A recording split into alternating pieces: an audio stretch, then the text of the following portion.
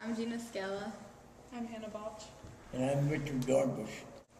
Yeah, I'm a Korean War veteran. I was 18 years old when I went there. What rank did you serve? I was a corporal. I made corporal in Korea. What years were you in service? 1952 to 55. How was the morale of your fellow comrades? Very good. What helped lift your spirits?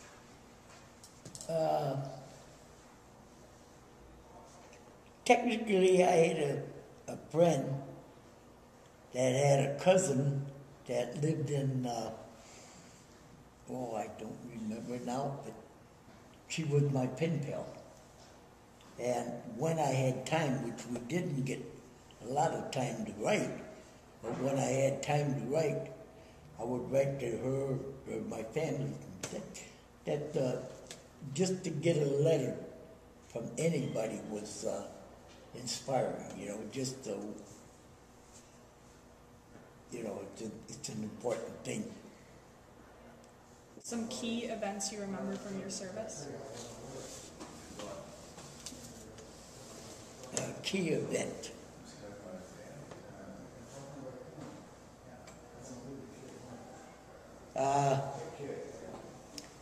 Prison camp number 10. When they knew that there was going to be an armistice signed, they took our Marines to Ascom City, and prison camp number 10 was there.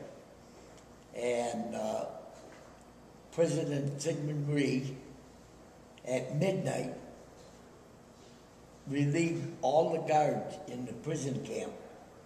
Now these prisoners of war thought that they were going home because there's nobody guarding them no more.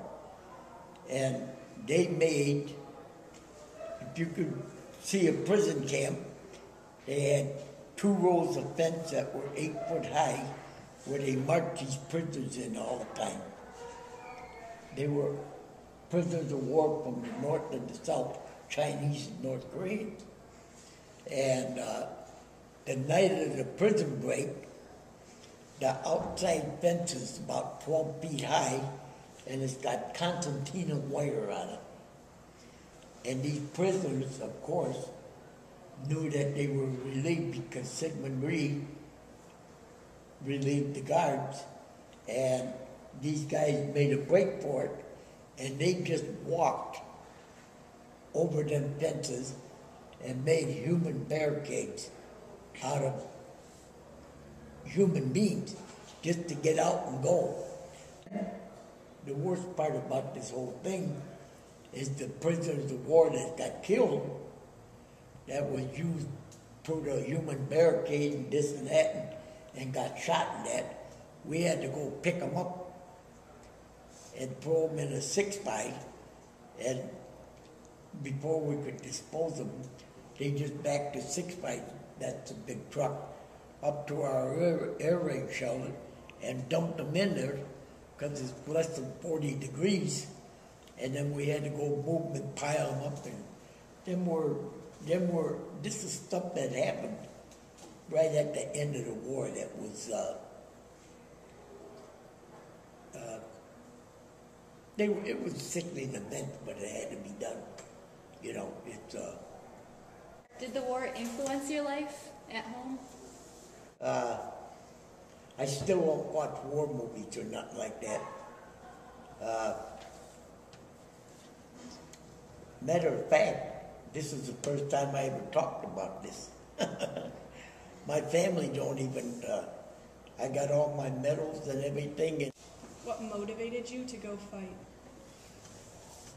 My 17-year-old buddy that got killed, I don't know if he was trying to impress the girls or not, but he said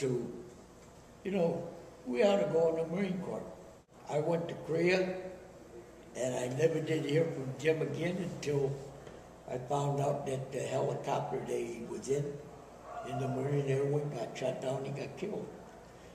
And I have in my yard, since that day, the American flag flying in his memory is never down. I got a light on it, and it's never down, and it never will be down. What does Veterans Day mean to you? Oh, it's a sad day, makes you cry. It's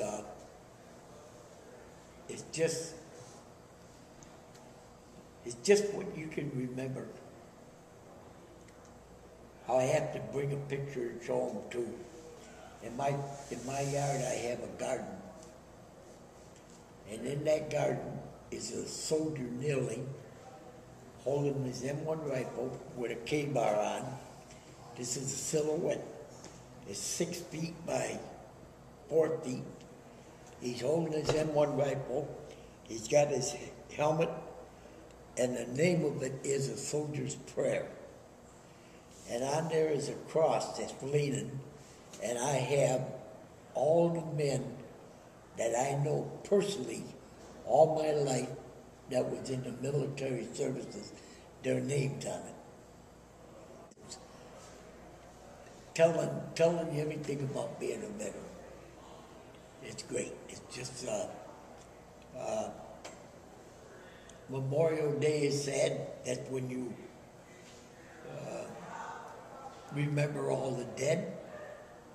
And Veterans Day is when you remember everybody. The dead, the living, and that's about it. Thank you so much for serving and coming and take the time to talk to us.